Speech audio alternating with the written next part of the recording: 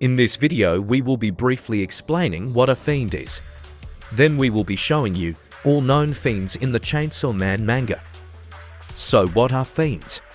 In chapter 4, it is explained that fiends are a devil that's taken over a person's corpse, and that their heads have a distinct shape.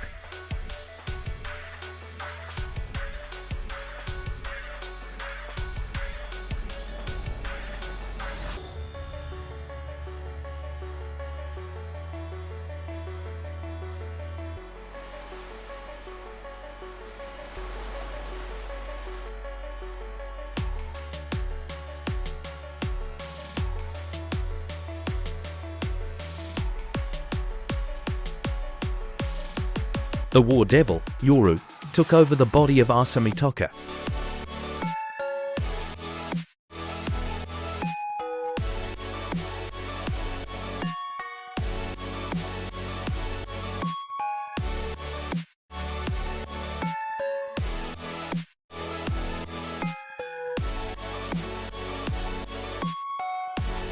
Thank you for watching.